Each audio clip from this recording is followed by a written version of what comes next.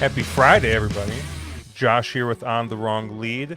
A very delayed introduction, apparently, but hey, you've made it. You've got to be Sha Tin in me. We made it through the week. Friday night, I opened up a nice little bottle of wine.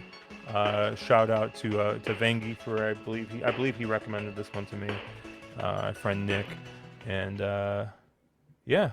I've actually, what's funny about this bottle of wine, so obviously, right, you see On the Wrong Lead handicapping, wagering bourbon. But this is usually a beer podcast. And yesterday, my wife and I, we went out to a dinner and we had some wine. So I stuck with wine, right? I'm too old to be switching back and forth.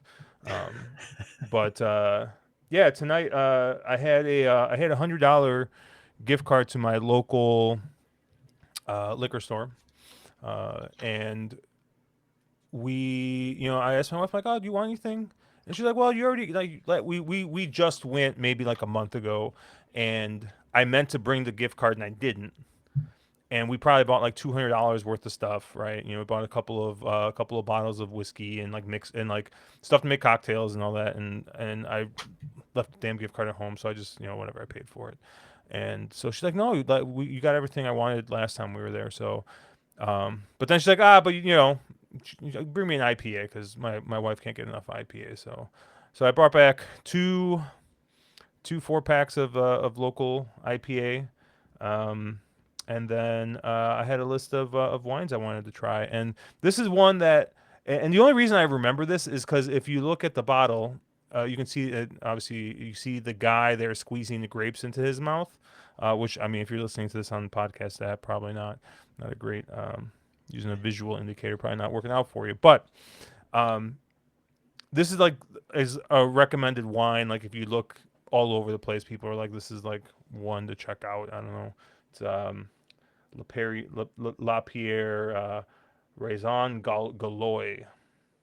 Probably didn't pronounce that right, but it drinks well. Just as good as your Cantonese, so that's Exactly, just as good as my Cantonese. Exactly, but it drinks good, and that's all that matters. I don't know, I'm a sucker for French wine. I don't know if I've mentioned that before, but there's just something about um, whenever like, I mean, just like any other just red-blooded American, right? I buy based off the label, right? Because I don't know anything about wine. yeah. So, but over time, I've noticed like, okay, it seems like the wines I like are red wines from France. I don't know and now like I'm starting to know. I think it's like Beaujolais. I think is like an area, Côte de Rhône, another area in France. Like both those, if I see that in the label, I'm like, all right, I'm getting it. Like those, I enjoy. They're people pleasers. They're good. But all that being said, uh, I picked up 3 bottles of wine and 2 4 packs of beer, and that is $100 now in America. So, Mm-hmm. um, although I mean, if we want to talk about the price of beer and how ridiculous it is, I mean, we could Oh, get into that because I mean, 4 pack. What's a 4 pack of a double IPA run you out there? it depends on the brand. I mean, the ones that I stopped buying probably got upwards of like 22, Yep. 24, something Mm-hmm. like that. I mean, there's certain breweries that I won't name that, yeah, I mean, they're upwards of even 25, 26 now. And just, I mean, that's more than buying a pint at a bar, right? Yeah. That's, yeah, I mean, it, and the beer's not that good that like I feel like it's deserving of like sitting on my couch is not an experience, right? Like I Yeah. don't need a $6 beer just, cracked in my house. So yeah, but they're up there. Yeah. What's Hetty Topper go for now? Like is that I like don't, 20? you Is that like can't, 25? yeah, probably. I Yeah. mean, I don't know. You can't still really get it around me. Like I can't just walk into a package store and um, Really? buy it. But yeah, they don't distribute. Connecticut's got some weird beer laws because they're very like supportive of local breweries. So it's weird. Like some of Mm, the, it's selective what states you can actually ship from. So yeah. Heady Topper you could probably get in other states, but Connecticut is so protective of Connecticut breweries that they like prevent shipping from Vermont, I think, for Yeah. certain breweries. So yeah, anyway. Um, suffice to say I've had it. It's a very good beer, but also I don't know, I feel like IPAs just kind of turned into very similar, right? We've talked about this. You can get a very Yeah. serviceable IPA for half that price from a brewery that's not world renowned. So Yeah, I mean, my wife still is just loves IPAs. I mean, that's all she drinks. same. I mean, yeah, I mean, well, it's not all she drinks, but like she's a big fan of Belgians. Not necessarily sours. She's not a huge sour fan, but like all like the Trappist style stuff. I almost The opened a Le Chouffe just now. So yeah, but oh the little not drinking, troll yeah, drinking glizzy gnome or whatever it is. Yeah, gnome, the but little gnome. Yeah. yeah, So my wife really likes the Happy Monk. yeah, Saint Bernardus, right? very Isn't that what it is? nice. Yeah, Hmm. she loves the Happy Monk, and she loves Delirium. Delirium's like her go-to. Delirium, like if they have Delirium in a can, she's getting the Delirium. If they have Golden Monkey, she likes Golden Monkey. You know, I think Yeah. that's Victory Brewing out in Yep. Pennsylvania. Hmm. Um, Funny story about Golden Monkey, and so my wife, and this was, I mean, this was, I think this was we either just started dating or this was before we started dating that this happened. She told me the story early on, like in our relationship, and she went to a bar. I forgot who she was with. She was with friends, I think, and she's like, "Ooh, I'll have a golden monkey." And the bartender's like, I don't think you," or the waiter was like, she's like, "I don't think you want that."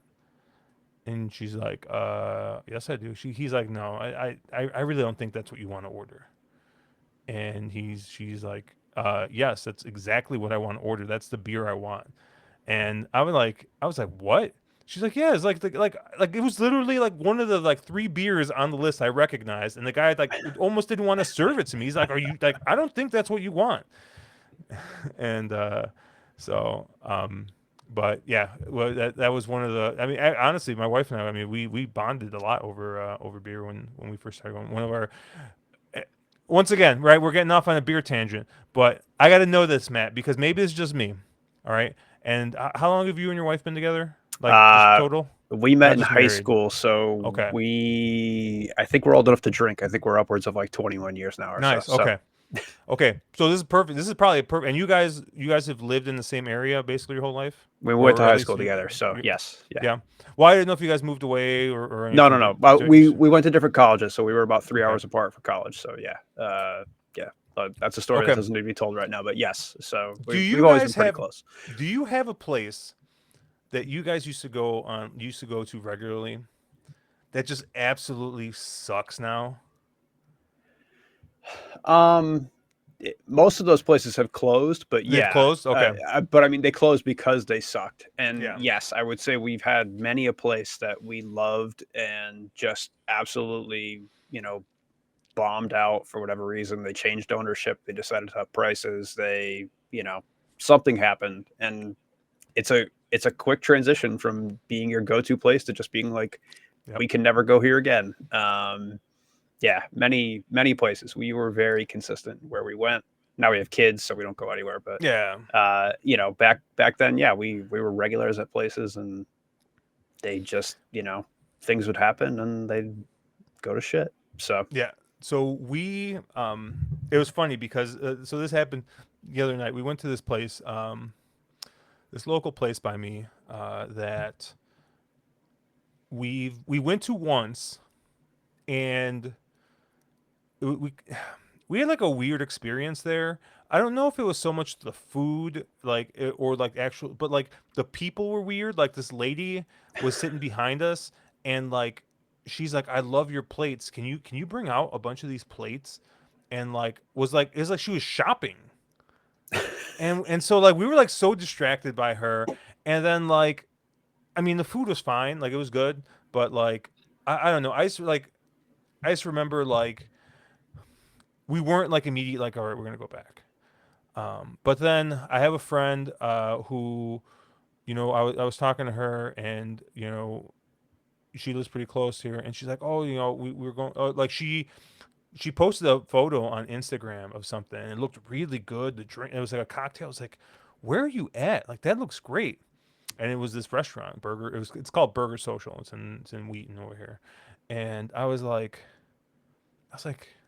that looks really good. And I told my wife, we gotta give this place another try. And so we go. We go give this place another try, and we liked it. Like I said, I'm not gonna say like it's anything like special, but like it was good. The service was good. They have a beer and shot special that was like $14. It was a pint of it's a pint of like a local uh like it's like a light lager basically, but like I don't know, it's just like a craft lager, right? I mean, it's just a good crispy beer, right? And a shot of Henry McKenna bottled and bond, which is like a $60 whiskey, like a $60 bottle retail now. But so the shot itself is probably in the bar is probably like $10, right? So you save a couple bucks. So it's like we're like, all right, we'll go, we'll have a shot, we'll have a beer, and we'll have a burger, right? Like great, sounds awesome. Sounds like a great night. Yeah. So we went back there. We went back there a couple weeks or I think it was last week. We went back and because I was just really craving a burger. She's like, "Hey, you still want a burger?" I was like, "Yeah." I'm like, "Let's go." And she thought we were gonna go somewhere else. And then we were talking, and because it was like the second time we've been to this place in probably a month, and it just got us thinking. It's like, man. And I was like, man, it hasn't been. It's been a while since we've been to the same place, like multiple times in a month, and I was like, too bad. Like those places, that place went to shit. And we ended up like, she was like, yeah, and she started like basically saying, well, we were talking about two different restaurants because there's another restaurant in Wheaton that we used to go to all the time. We don't go to anymore. And there's a place where we first started dating. We used to go to, and they're both beer centric places, and with like good food. They were kind of like gastro pub type things, right? But the first place, this place called Pints in Elmhurst, used to be a like sandwich and burger place. Like that's like literally like their menu was like appetizers on the top, right? And then like eight different sandwiches that were like named after like college conferences. Like my favorite sandwich was called the Big Ten or something. And then they had like a bunch of burgers, and that was it. That was the menu, and all the food there was really really good. Well, at some point they decided to completely revamp the menu, and we never went back. Or like we went once, and like I just didn't like the food, and like we just tried it a couple times, we never went back.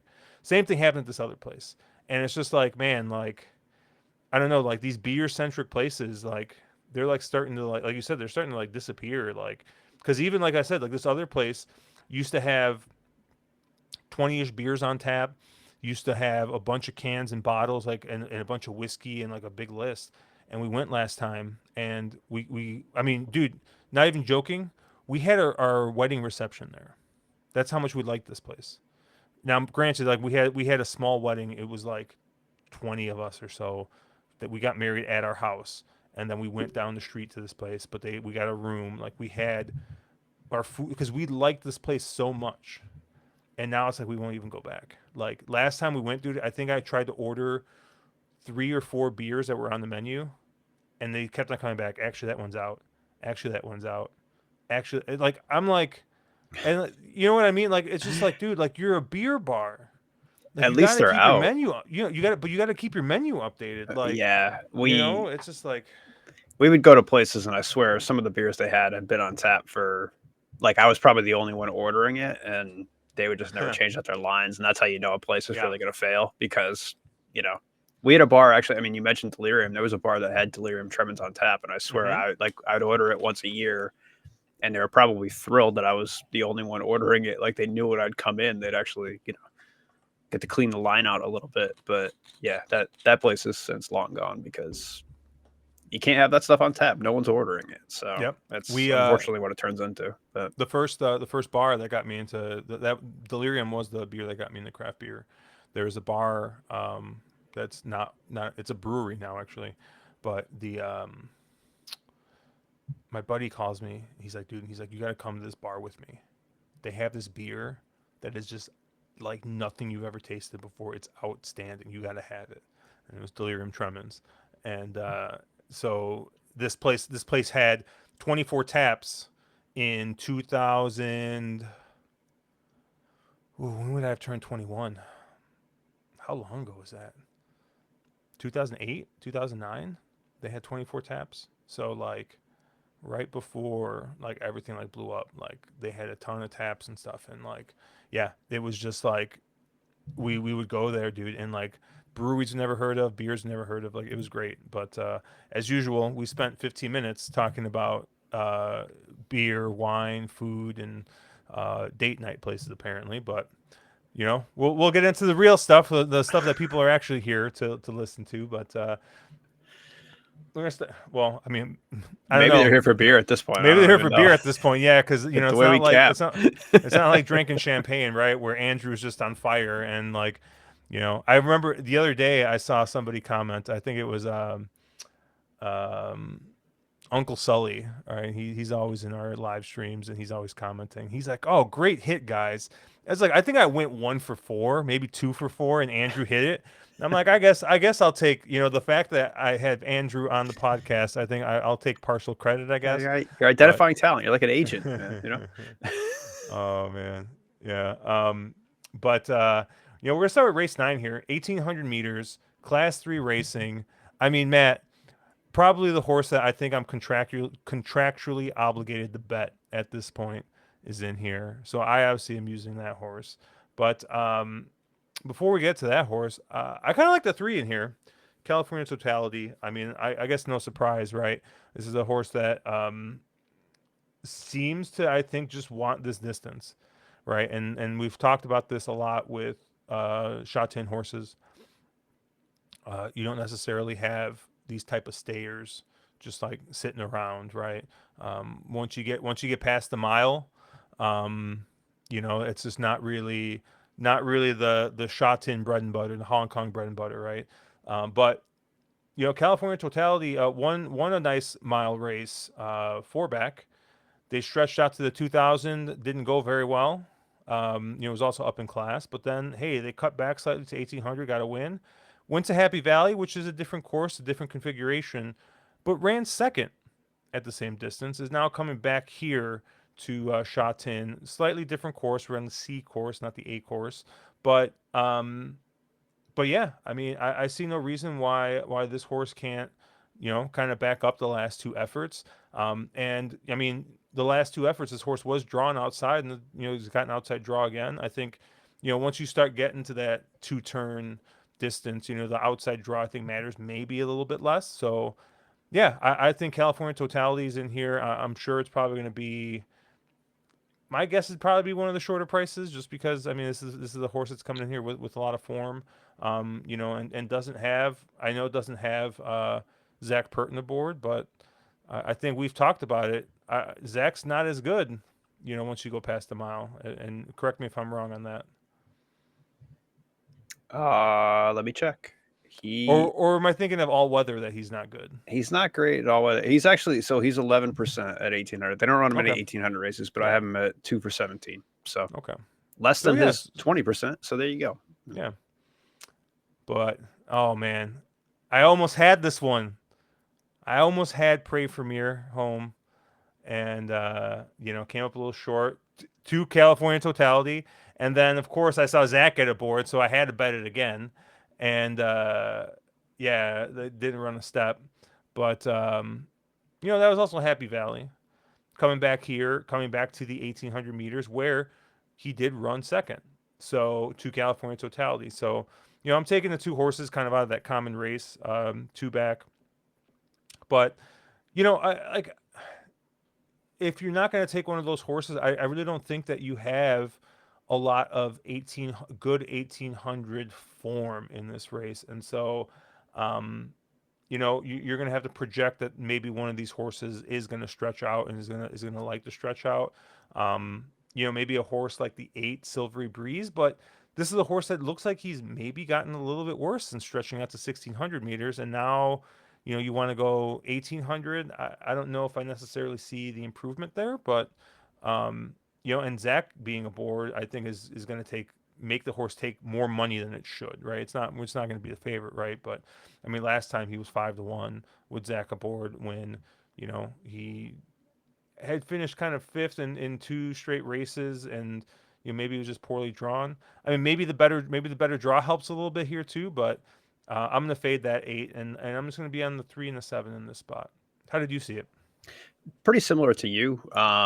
I will say I'm not betting Pray for Mir, but I did write down that I kind of like the horse, and I'm not going to bet it because I knew you would. So I'm glad that my prediction there, is 100% spot on. Right on. I do love California Totality in here for basically all the reasons that you said, Red. I think the horse likes more distance, but also probably isn't as good going 2 turns. So I do think the 1800, like that longer 1 turn configuration, is like tailor made for this horse, right?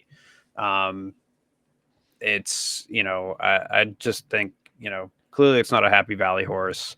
The 2000 is a tough field, right? I mean, especially when you're drawn wide. So that race is probably just a toss anyway, right? Like 2000, you kind of get a short run up at Sha Tin, and they don't run many 2 turn races anyway. But yeah, I mean, I think this horse, draw at 1800 really doesn't matter. It's probably the fairest start you can get because you have such a long run up. Like you're gonna shake out no matter where you draw. So Yeah. realistically, like I'm not concerned with a 10 draw, even though this horse has kind of had a pretty bad run of draws. Like it hasn't drawn inside 10 for what, 6 out of the last 7 races, even 10, 12, 11, 12. Yeah, I mean, it's had a pretty bad slog and it still kind of gets that. But I think of anyone in here, this is kind of the horse that I would want most out of all of them. The other 2 horses that caught my eye, I do think Silvery Breeze you could probably make a case for. I do agree with kind of everything you said that, hey, Zach's up. It's going to take a lot of money. But at the same time, I do think, right, this horse has caught a bad run of draws as well, right? And at that 1600, that matters at least a little bit. So maybe this horse has some ability and it does draw inside now. And again, at 1800, I don't think draw matters. It matters just a little bit less. And I do think that last race was kind of a race that was stolen by a horse that Ben Thompson was on. So that was a really slow pace up front. Kind of got a lone lead, and you see a horse closing from the back and making up some pretty good ground into a pretty slow pace that was stolen. Okay, maybe you give a little bit more credit there for even if the horse doesn't look that great on paper. I'm not really sure what to do with that horse though. He again, I'm kind of like you. I think distance is a concern. He does look a little bit slow. He's going to take more money because of Zach. So I'm not sure if I make it an A or a B. The other horse that interested me out of that race was a horse that I specifically was not on last time, and I'm surprised you weren't on it either.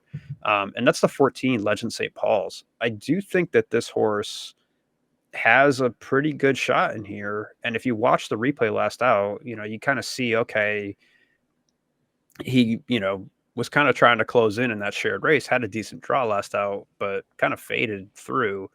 Watch the replay of that race though, because he gets bottled up pretty bad in the straight, and I do think he has a little bit more run in there. And look, I don't know that Angus Chung is the jockey that's going to get you home here to do that. Like he's 0 for 16, in the last year at 1800, right? That doesn't really inspire confidence. But if he can get any better trip, I do think there's ability here, right? I think this horse can compete in class 3, and I don't know what price you get, but I do think it's going to be pretty large. And he's going off at because of the local bug weight. This horse is going to be running at 113, right? And the longer the race, the better that weight serves. So check the board, right? Maybe it gets lost in here, and you get some pretty wacky numbers on this one, but to me, it's something that you can at least consider from a win bet or like a win place bet if he gets totally lost and you get double digits here. So California Totality will be my A, and then depending on price, either Legend St. Paul's or Silvery Breeze will be A's or B's, depending on what that kind of maps out to. All right. And then since we're talking about we mentioned configurations a little bit. The C course has the rail out, right? Yep. Yeah, that's one less than the widest setting they The have. C plus So three, right? A is all the way in, C+3 is all the way out, and it goes Yeah. what A plus three, B plus two, C plus three. So Sha Tin runs 6 configurations. Happy Valley only runs 4. They run A, B, C, and C plus three. So, Yeah. but So yeah, yeah, so I mean I don't know, I tend to still think when the rails are out a little bit that the speed's a little bit better. So um but yeah. Let's move on to race 10. And I always forget also that Sha Tin, the 1800, and you mentioned it while you were talking, 1800 meters is also one It turn. screws you up. It's one turn. Yeah, It's a very long shoot. because So I thought it was just a mile that's the one turn, but no, it's 1800. It's also the one turn. all But the at way out. Happy Valley, 1600's two turns. 1650 and 1800 are two turns. So yeah, very different. But Crazy. Um, all right, race 10 here, class 3 racing, 1200 meters. We're going to be going the old 6 furlongs. And yeah, you got a field of 12 here. Where did you land? I got a single in this race, so I'm only using one horse. good for you because I was pretty wide. All right. I think I'll start with the four Hong Luck Golf. Look, I think again, you heard me last week, and actually, it kind of paid off. Horses that are kind of rising through the ranks like this, that kind of are rattling off wins.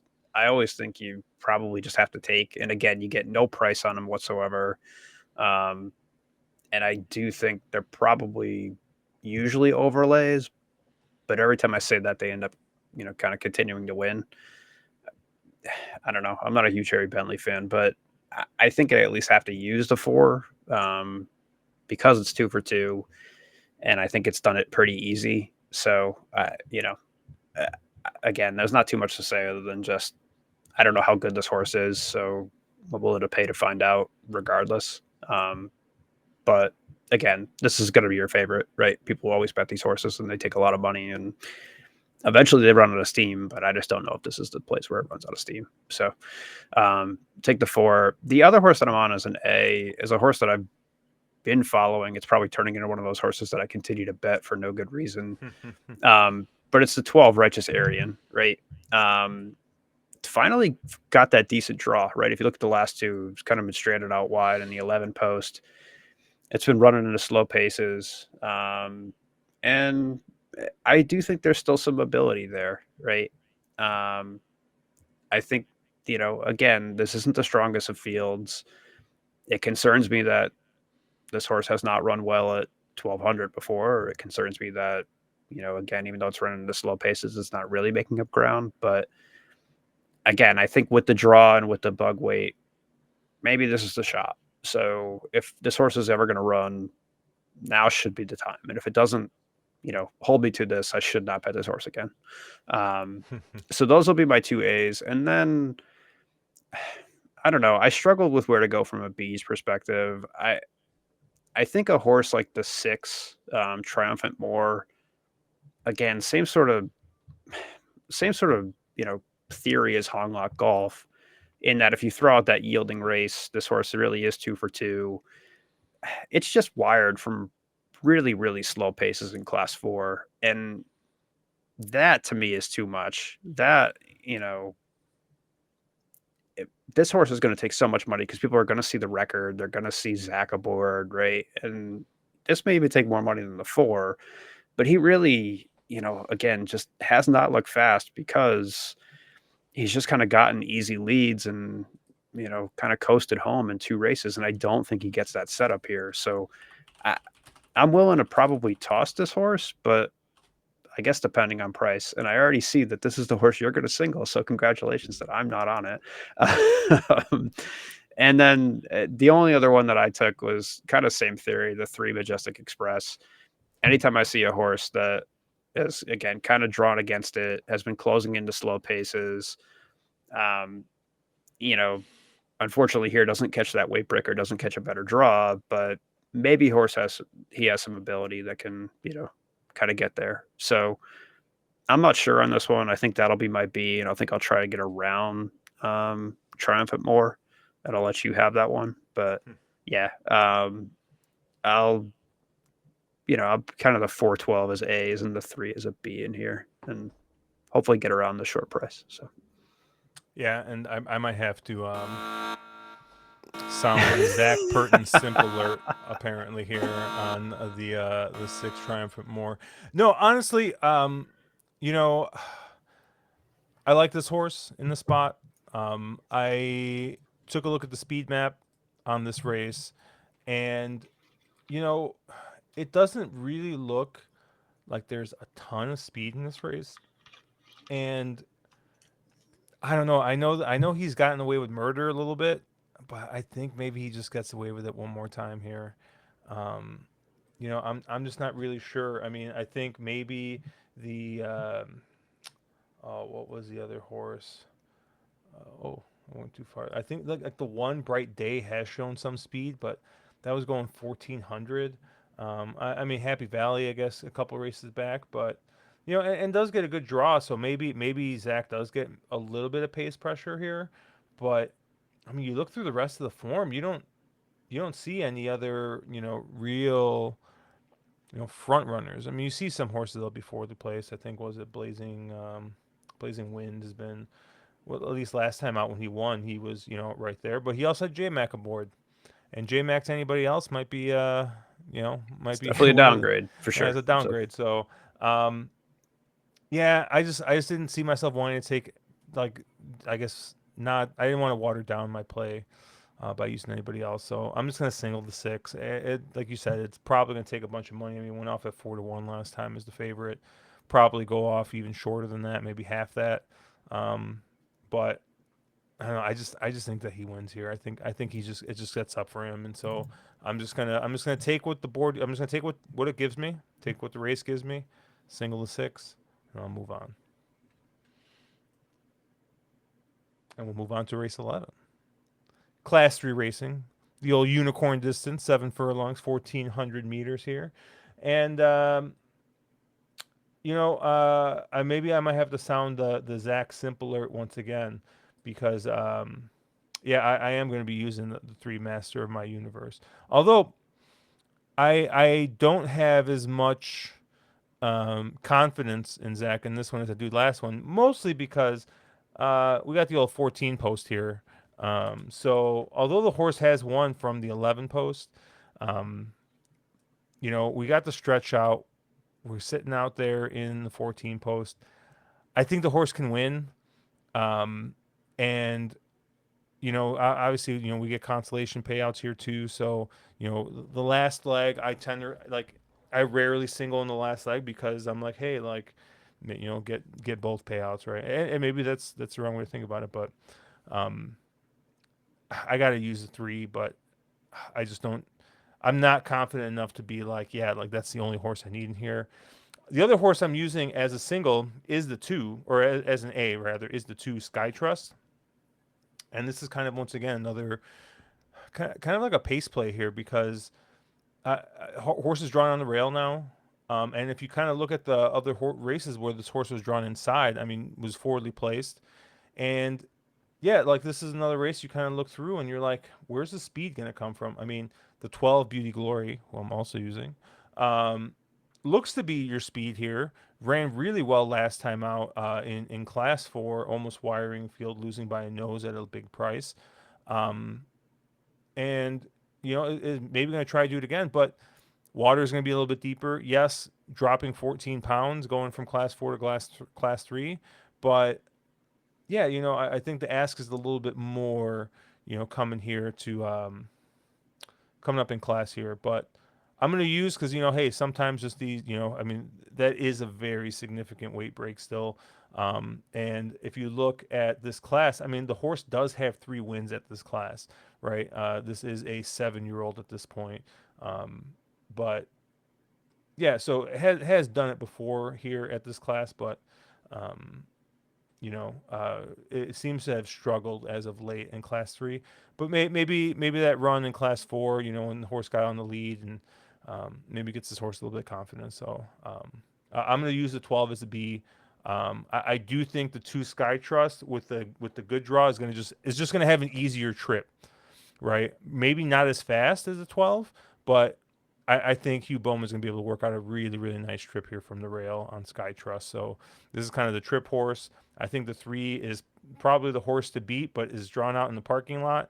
And then, yeah, I like the 12 a little bit, Beauty Glory, in case, in case the, horse on the weight break gets a little brave and just keeps on going. Where'd you land, Matt? very similar to you. I mean, I love Sky Trust here. I love the cutback. This horse has hit the board 7 of 8 at 1400. Draws to one post, right? I mean, this horse really has no excuse. If it can't win this race, doesn't deserve to win at this class, right? So I'll be using that as an A. I agree with you on Master My Universe. It'll be an interesting litmus test, I think, to see how much people bet the talent and the jockey angle versus the draw, right? I don't know what price this horse goes off at, and it'll be interesting to kind of see where that slots. And if you really want to see what some of the CAW teams like value more, I think this horse is like your perfect, case to kind of track that stuff, right? Because you'll have two very opposing, um, values in there, kind of data points in there to pit up against each other. So, on one hand, I think this horse is probably the most talented in the race. On the other hand, I agree with you, right? Having the 14 draw at the C, C configuration, you have to be incredibly talented to win from out there in any race. So, TBD what price you get on that, and if it's worth your time to bet it or not. But we'll see. The only other horse that I liked in here and was going to take a flyer on was the 13 Casa Rochester. I think maybe that horse could be improving. Even the note on the last trial said it ran better than before. Granted, that trial was at Happy Valley, so who knows? But was kind of making up some ground into some pretty forward tracks. And I think as those horses go, uh, could potentially continue to kind of move forward. Right, there was a jump I think from race one to race two. I think that could potentially continue, and maybe you get one, kind of it runs a better race than it did last time, right? And hopefully, I get to hear, my favorite thing is when they yell the Poon train when Matthew Poon crosses the line. So, Hmm. yeah, I mean, I think just as a flyer, I think I'll take Casa Rochester and probably slot it as an A because I do think you get probably double digits on this horse, just given where it's finished. Right, it's never even hit the board, finished sixth and eighth. So you probably get a decent price for a horse that could be on the up and up. So yeah, most of my money will be through Sky Trust, but if Casa Rochester gives you double digits, I think that's probably worth a bet too. Nice. And then where was your other bet I for the went to night? race 8, so and I don't think Okay. I don't really want to call this a best bet, but I do think that from a meme betting perspective, Okay. um, this is where I want to go. So um, I will be on. You probably already. Well, you might not know who I'm on here, but if you wanted to guess, Are you on the 8? I am on the 8. I am on Harmony and Yes. Blessed. I think this is the race. This is the meme race for the year, right? This is Harmony and Blessed time to win his one race this year. Um, look, I think weight matters, but specifically, if you were to talk about how weight matters, I think weight matters most on a horse who needs to get the lead, right? If you take, if you take weight, right, I don't think that you want necessarily a letter jock on a deep closer. I mean, you do, but I think why weight matters more for a horse that needs to get out and kind of get the lead. And Harmony and Bless surely is a need lead type, right? This horse has one way to win this race, and it's to get out on the lead, slow things down, and track them all around, right? I do think a horse like Magic Control in here probably tries to get the lead too, but look, that horse is a flat 1,000-meter horse, right? That horse does not want to make a turn whatsoever. So I don't know what happens there. I do think other horses in this race, like Co-Partner Prance, just need to sit off. And so, look, I think if Harmony and Bless can get out and kind of run slow, the rails are out. This horse will be on the lead. It's running at 115, right? It has not run at that weight for a long time. Karis Teton theoretically could get this and lap it around, right? I think this horse, we're due for its one win this year. So I'm in, right? This is what I this is what I need this to happen, right? So yeah, give me Harmony and Blessed in this race amongst a bunch of horses that probably on paper are more talented than Harmony and Blessed. But give me the weight, give me it to wire. So full three cherry special here.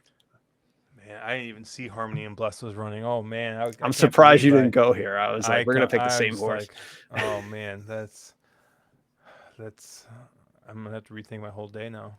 I might have to stay up for this race. Yeah, that's wild that he's 115 pounds, but I see like the right because Harmony and Bless is very much a class two horse, right? Because I think he looks like he's rated 87, right? And class two is generally 100 to 80. So it looks like this is kind of like a swing Class One type race, and so yeah, like because I mean this horse is 6 rating points lower than the the next horse, so they definitely gave him a pretty big allowance because I'm guessing that's what the pound sign is just like it's an extra allowance because of how low how lowly rated this horse I is, don't know but what that's for, to be honest with you. But that's a good question. So yeah, that's what I would guess because yeah, because it's not a bug or anything like that. So, um, but no, I'm sure there. I'm sure it says somewhere in the PPs what that's for. But um, I, I just did what I normally do.